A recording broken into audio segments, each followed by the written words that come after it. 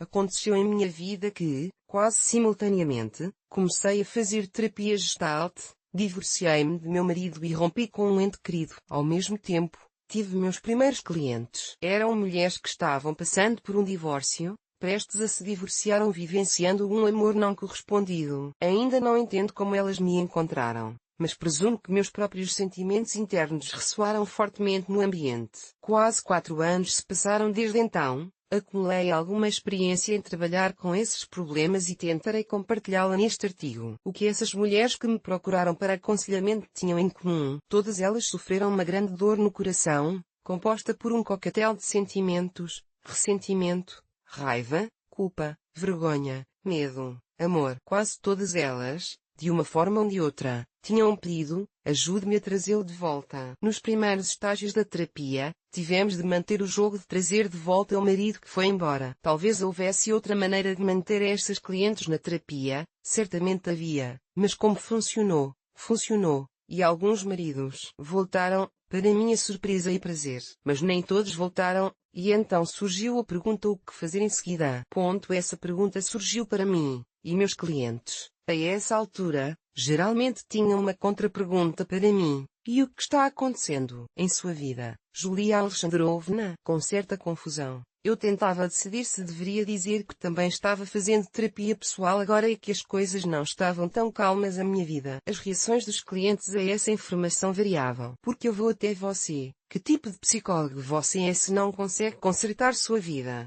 Ou talvez você possa me entender melhor se você mesmo estiver passando por isso. Minha contratransferência se manifestava como uma dor de cabeça repentina ou lágrimas incontroláveis após a sessão. Mas graças a isso aprendi a monitorá-la bem. E agora sobre o que tínhamos para trabalhar. Nas primeiras sessões, tratava-se principalmente de trabalhar com a fusão. As clientes se identificavam de várias maneiras com um marido ou ente querido que havia partido. Sinto como se uma parte de mim estivesse faltando, como se eu tivesse perdido um braço ou uma perna. Essa é provavelmente uma das declarações mais vívidas que caracterizam a condição dessas mulheres. As mulheres reclamaram que não entendiam como viver agora, o que fazer, como agir e que, de vez em quando, consultavam mentalmente seu ex. Era muito doloroso pensar no futuro, e ainda mais doloroso olhar para o passado. Por isso, no presente, elas estudavam os sentimentos em relação aos seus ex e, aos poucos, aprendiam a tocar a dor no coração, vivenciá-la e deixá-la ir quando conseguiam, e os sentimentos eram muito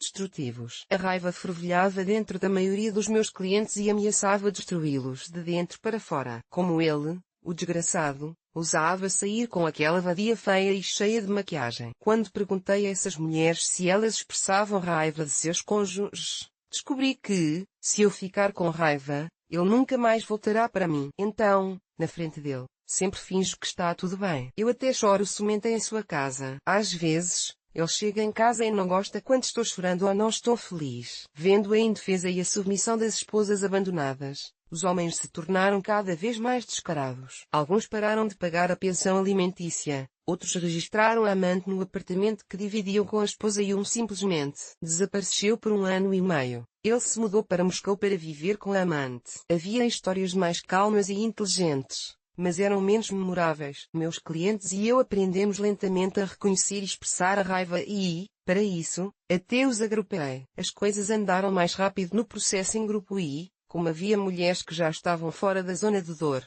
se é que posso dizer assim, houve apoio suficiente no grupo. Em geral, acho que grupos como esse são bons para lidar com questões pós-divórcio, mas é difícil liderá-los sozinho. As meninas não devem ficar com raiva. Se você quer que seu marido a ame, seja paciente. Ainda não tenho muita clareza sobre o que precisa ser tolerado. Provavelmente, tudo. Se você se casou, tolere novamente. Não está claro o que exatamente. Essa resposta foi um apoio periódico para os clientes. Mas a cada sessão de grupo eu estava girando como uma frigideira, pensando o que apoiar e como apoiar. Na época, eu ainda era um pouco inexperiente e, às vezes, pensava que, se a cliente não morresse porque seu marido malvado e ingrato a abandonou, ela certamente morreria se eu não a apoiasse o suficiente. Mas, falando sério, Os filhos são um forte apoio para as mulheres durante esse período. O instinto maternal entra em ação e a mulher se mantém à tona por um tempo porque os filhos precisam dela. Aqui é importante não exagerar. Uma de minhas clientes transformou sua filha de 11 anos em uma amiga. No início, ela tentou manipular seu marido com ela. Esse é um brinquedo muito comum. Veja a criança, não veja a criança. Depois, ela começou a reclamar com a filha sobre o pai. Vamos nos unir e ser amigas contra o papai. E depois de um tempo ela começou a levar a criança para as empresas, conversando com ela sobre seus admiradores e amantes. A situação da pensão alimentícia é pior se não houver filhos em comum ou se eles já forem adultos. Esse foi o caso de uma de minhas clientes de 45 anos, cujo marido a trocou por uma mulher mais jovem e cujos 2 filhos viviam separados. A mulher não trabalhava há muito tempo, pois o marido sempre sustentou bem a família. No início, tentando fugir, ela viajou para o Chipre e a Grécia, mas se cansou disso rapidamente. E então surgiram as perguntas existenciais. Na terapia, porque estou aqui? O que devo fazer com minha vida? Porque tenho todo esse sofrimento? Essas perguntas sempre foram muito dolorosas para mim também. Ainda não sei o que dei de comer a essa minha cliente, mas ela permaneceu na terapia por muito tempo. Ainda liga e envia clientes. Em nossa última conversa, ela disse que estava fazendo trabalho de caridade, tomando conta do neto e se sentindo feliz. Fiquei com muita inveja dessa última frase. Com outros clientes, tentamos descobrir o que eles gostariam de fazer na vida, o que gostariam de fazer, quais são seus interesses. E aqui me deparei com dificuldades inesperadamente grandes. Além desse homem, eu não quero nada. E se ele estivesse por perto? O que você faria? Eu não faria nada. Nós morávamos juntos, comíamos juntos, assistíamos à televisão. O que mais há para fazer? Em que você está interessada na vida? Não temos nenhum interesse especial. Vivemos como todo mundo, assistimos à TV, vamos ao cinema. Para mim, o apoio mais forte é o trabalho. Minha maneira de sair de um relacionamento é criar um novo treinamento e reunir um novo grupo. Mas, para isso, preciso primeiro ficar bem irritado com meu parceiro. Não consegui encontrar com todas as minhas clientes mulheres algo que as apoie profissionalmente. Ainda não sei se o trabalho não é criativo, ou se, de fato, não há interesse, ou se ele não é realizado. Algumas mulheres mudaram de emprego durante esse período. Algumas conseguiram encontrar seu interesse e outras precisavam de mais dinheiro. Ambos, em geral, não são ruins. Voltando ao trabalho com resistência. Você literalmente se depara imediatamente com um clássico do género, a projeção na rival. Ela é uma ladra sorrateira, que roubou o marido de outra pessoa. Tenho certeza de que ela não foi para as guarnições com ele, não. Morou em apartamentos de outras pessoas. Mulheres decentes, ou seja, a própria cliente, não fazem isso. Ela é desprezível e não deveria ter piedade dela. No processo de trabalho, as projeções mudam. Ela é linda, jovem e sexy. E eu não sirvo para ninguém, ninguém jamais prestará atenção em mim, e ela deve assobiar. Com sua saia curta todos os homens correrão para ela. O mais engraçado foi ouvir sobre a juventude e beleza de uma mulher cuja rival era 5 anos mais velha que ela. Junto com o retorno das projeções, as mulheres recuperaram a confiança e a calma. A situação era muito pior com relação à sexualidade. Era um assunto difícil de falar. Talvez para mim também naquela época. Sexo não é para mim, é para os jovens, diz uma senhora que mal tem 40 anos. Ao mesmo tempo, todos os tipos de fantasias sobre a vida sexual do seu marido e da nova namorada dele são exibidos na tela. Ela provavelmente faz coisas na cama que eu tenho vergonha até de pensar. As mulheres que me procuraram para fazer terapia vinham de diferentes estratos sociais, com diferentes formações educacionais e educação. Portanto, tinham visões muito diferentes sobre os relacionamentos entre homens e mulheres. Ele era definitivamente bom comigo sexualmente, ela o atraía às escondidas. Ela o lisonjeava como uma raposa, eu sempre lhe dizia a verdade sobre como ele realmente era. No entanto, em todos os casos, a identidade feminina foi ferida, e as mulheres a restauraram da melhor forma que puderam. Algumas delas se lançaram de cabeça em relacionamentos sexuais. Outras receberam elogios de todos os homens ao seu redor. Aquelas que tinham mais dinheiro compravam roupas novas, inventavam novos penteados e maquiagens. Era bom se houvesse objetos que pudessem apreciar tudo isso. Se não houvesse tais objetos, o que acontecia com mais frequência, as mulheres chegavam à sessão seguinte muito desarrumadas. Se eu não fosse um terapeuta da Gestalt, mas, por exemplo, um terapeuta comportamental, eu proibiria as mulheres de manterem relações sexuais com seu ido embora ou ex, no momento da intimidade. Parece à mulher que tudo ainda pode ser trazido de volta, que o relacionamento ainda é o mesmo, houve apenas um pequeno conflito. Mas o homem vai embora, e a dor se torna ainda mais aguda, insuportável. A solidão é ainda mais insuportável. Na terapia de tais problemas, os contratempos são inevitáveis, mas a maioria dos contratempos ocorreu após a intimidade sexual. Geralmente, levava 3 a 6 meses até que a mulher começasse a perceber a partida do marido como uma realidade. A esperança de um milagre desaparecia. Vou acordar de manhã e tudo voltará a ser como antes. Para mim, chamei esse estágio da terapia de enterrar o Papai Noel. Às vezes, eu tinha de enterrá-lo várias vezes. Entretanto, depois disso, comecei a fazer mudanças drásticas na terapia. Nenhum milagre acontecerá. Eu mesmo tenho que planejar minha vida de alguma forma. Estou pensando em como este artigo agora se assemelha ao nosso trabalho com nossos clientes. Disperso, desarrumado, com retrocessos, doloroso, mas, ao que me parece, honesto. É uma pena estar sozinho. É vergonhoso ser divorciado. É uma vergonha deixar um marido. Boas esposas não deixam bons maridos. É embaraçoso dizer a alguém que seu marido foi embora. As vergonhas levaram muito tempo para serem desvendadas. Traçando os caminhos de seu surgimento, fiquei preso às vergonhas. Acho que tinha muitas de minhas próprias vergonhas e medos inconscientes profundos. Lembro-me muito bem de como a história de um cliente ressoou em mim. Não consigo nem entrar no trólebus. Sinto que está escrito na minha testa que sou divorciada, que estou sozinha. Começo a corar involuntariamente. Parece que todo mundo na entrada já percebeu que meu marido foi embora. As avós nos bancos estão falando sobre isso. Tento ir para casa rápida e rapidamente depois do trabalho e não saio de casa. Também não vou até os hóspedes, pois são todos casais com famílias, e me sinto sozinha lá. Um grande problema após o divórcio é a mudança de ambiente. Os antigos amigos eram comuns, mas não está claro como se comportar com eles agora. Há muita confusão, medos e vergonha. A vergonha leva à perda de laços sociais e familiares. É uma situação paradoxal. É impossível obter o apoio tão necessário porque ele está bloqueado pela vergonha. Aconteceram coisas interessantes na terapia. Parecia que, na sessão em que a vergonha era vivenciada, a cliente ganhava vida. Podia vivenciar mais ou menos calmamente a situação que causava a vergonha, mas quando entrava em seu contexto de vida, ela vivenciava a vergonha novamente, quase com a mesma intensidade, de acordo com a história da cliente. Então, decidi que o introjeto por trás da vergonha em particular provavelmente não estava sendo trabalhado suficientemente bem. Às vezes, o mesmo ponto que parecia já ter sido trabalhado surgia várias vezes na terapia. Mais tarde, li algo parecido com isso no artigo de Robert Resnick The Vicious Circle of Shame. A Gestalt Terapia Perspectiva e o Círculo Vicioso da Vergonha, uma perspectiva da Gestalt Terapia. Uma colocação interessante sobre a vergonha da qual me lembrei quase que literalmente, por volta da 10ª sessão. Não posso dizer.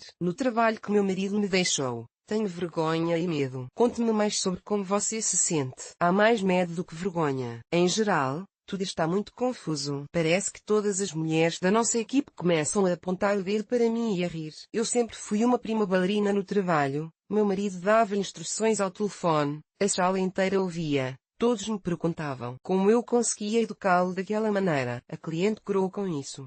Em nosso local de trabalho, entre as mulheres, é costume se gabar de seus maridos e filhos. Agora elas vão se vingar de mim? Não. Há ninguém pelas minhas costas. Nesse momento, pensei muito sobre como apoiá-la. As mulheres, de fato, competem ferozmente. Enquanto eu pensava, mais uma vez me convenci de que os clientes são um povo de tenacidade. Não se preocupe comigo.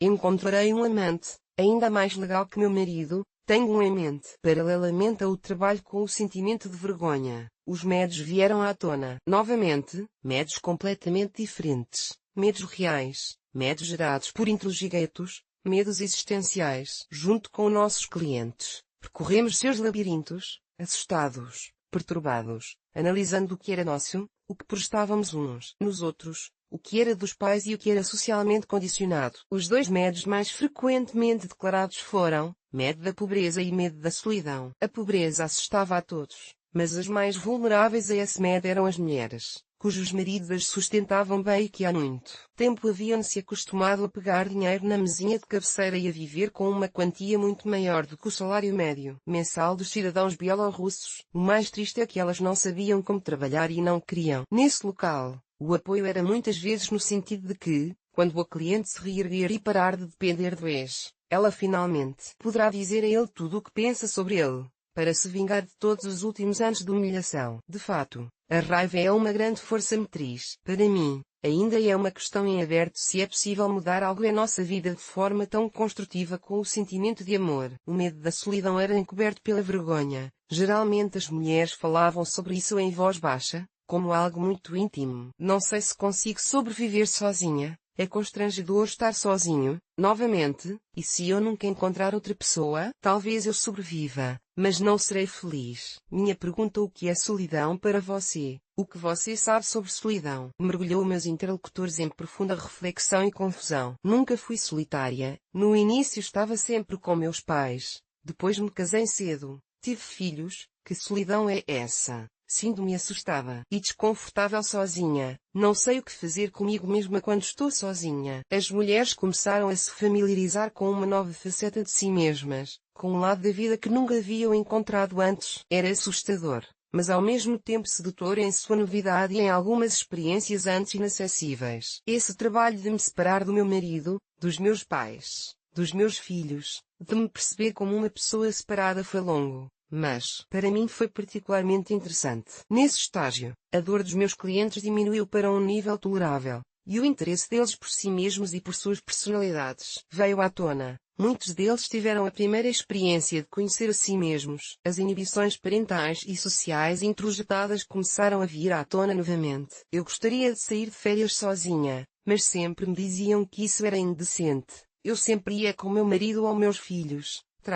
Quero mudar de emprego. Já sei exatamente o que quero fazer, mas nem meu marido nem meus pais jamais apoiariam isso, e tenho medo de fazer isso sozinha. Caso não dê certo, então todos dirão: nós te avisamos. Novamente voltamos às questões de escolha, responsabilidade, às questões do direito de realizar os próprios desejos. Já tínhamos nossos próprios desejos, mas, para realizá-los, tivemos de revisar nossas crenças de vida, valores e nosso autoconceito formado. Antes, tudo era claro: sou esposa, sou mãe, sou uma filha obediente, às vezes sou funcionária de alguma empresa. Tudo o que era incompreensível era simplesmente empurrado para algum lugar distante, e parecia que sempre seria assim. O mundo era ordenado e estruturado. E então, em um momento, tudo desmoronou. E quem sou eu agora?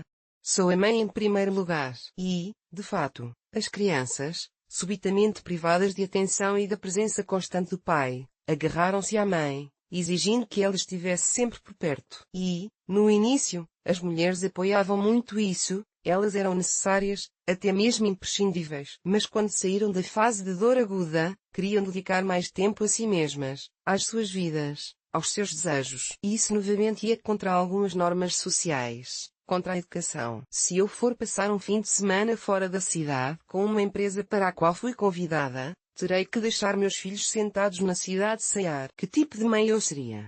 Não conseguiria descansar. Me sentiria culpada o tempo todo. Foi muito difícil para mim trabalhar nesse lugar porque minha filha tinha 11 anos na época e precisava muito de mim. Toda vez que eu saía, me sentia culpada e com raiva, e o prazer muitas vezes era envenenado. Inesperadamente, recebi o apoio de um de meus clientes, que disse algo como o seguinte: as crianças precisam de mães felizes.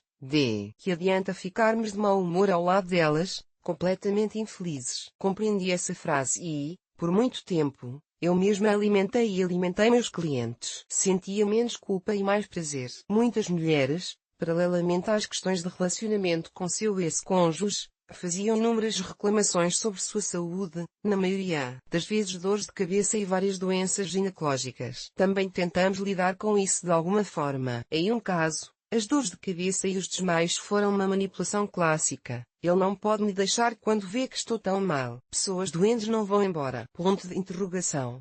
Os desmaios e as náuseas repentinas ocorriam sempre que o ex-marido vinha visitar as crianças e estava prestes a sair à noite. E então descobriu-se que meus pais sempre ficavam comigo quando eu estava doente, por mais que brigássemos. Em alguns casos, Quando era possível desdobrar a retroflexão, havia agressão reprimida contra meu marido, raiva, irritação. Certa vez, ao trabalhar com um processo inflamatório ginecológico crônico, encontrei aversão ao ex-marido. Gosto de fazer esse trabalho em um grupo pequeno, de 5 a 6 pessoas, de mulheres com problemas semelhantes. O exercício clássico é ser a parte do corpo ferida ou rejeitada, ou identificar-se com o sintoma e falar em nome dele. Normalmente, muita energia é liberada e todo tipo de coisa inesperada acontece. Meu marido está me traindo. Eu sei disso, mas não posso rejeitá-lo. Por vários motivos, então adoeço com algum processo inflamatório agudo dos órgãos genitais femininos com proibição da vida sexual. Afinal, dói. E, portanto, o rejeito. Meu marido tem uma amante. Eu sei disso, mas continuo dormindo com ele. É um relacionamento sujo. E eu sou suja porque participo disso. Então candidomicose. Fico suja por dentro. Dito isso, há novamente muita raiva do marido cefado. Um episódio bastante divertido sobre raiva difusa do marido, que uma de minhas clientes me contou, terrivelmente envergonhada, por volta da 20ª sessão. Eu estava com tanta raiva dele, com tanta raiva, que só queria matá-lo e aquela garota. Por isso, fui até meus parentes na aldeia e lá aprendi a fazer espólios. Depois descobri onde meu marido e a mulher dele alugavam um apartamento. Fui e coloquei esse saco embaixo da porta quando eles estavam no trabalho e espetei agulhas na porta. O pedido que me foi feito foi o seguinte: o que fazer agora, quando as paixões tiverem se acalmado, quando meu marido estiver com um calor novo e se algo realmente acontecer com ele? Não encontrei nada melhor do que aconselhar a ir à igreja, para lavar o pecado. Parecia funcionar. A essa altura, estava ficando mais difícil trabalhar. Os sentimentos ruins já haviam sido tratados. Mas e os bons? Eles estavam com raiva, ofendidos, envergonhados e, no fundo, havia muito calor, ternura, um desejo de a cuidar, um desejo de intimidade profunda. E não está absolutamente claro o que fazer com tudo isso agora, a quem dar. Descobriu-se que muitas dessas mulheres têm muitos desses sentimentos, que estão apenas ultrapassando os limites. Infelizmente, antes elas não sabiam disso, não se davam conta, tinham vergonha de demonstrar e, se demonstravam, o faziam de forma errada, violando seus próprios limites e os de outras pessoas. De repente, descobriu-se que, em geral, há muitos homens por perto, que gostam deles e os excitam, e agora precisamos aprender a construir relacionamentos. De muitas maneiras, a vida se tornou mais difícil, embora mais interessante. Como passar pelo pré-contato. Por exemplo, se o próprio homem estiver pronto para simplesmente ignorá-lo por medo. Como manter seus limites e não rejeitar seu parceiro. Como rejeitar e não ofender ao mesmo tempo. Como sobreviver à inevitável rejeição. Como não comparar novos parceiros com ex-cônjuges. Egoísmo. Se devo me relacionar com homens casados. E como sobreviver à solidão. Se novos relacionamentos interessantes ainda não aparecerem e os desinteressantes não quiserem aparecer. E é possível construir vários relacionamentos ao mesmo tempo, em paralelo. Aqui nos lembramos do famoso postulado de que uma figura no campo pode ser uma só. E se houver mais energia do que uma? Ou isso já é dislexia? E, em geral, como aproveitar os relacionamentos? Há mais perguntas do que respostas nesta etapa de trabalho. As minhas? Ou as de meus clientes? Ou nossas em comum? Para resumir este trabalho, posso dizer que, embora tenha clientes homens, nunca trabalhei com a experiência de divórcio ou rompimento de relacionamento de um homem. Pelo que ouvi dizer e pelas experiências de várias de minhas parceiras, acho que os homens também passam por isso. Gostaria de saber como é para eles. Foi assim que, esquematicamente, consegui esboçar algo sobre minha experiência nesse tipo de trabalho. Eu planejava escrever mais detalhadamente, mas inesperadamente encontrei a minha própria resistência. Talvez nem tudo ainda seja doloroso.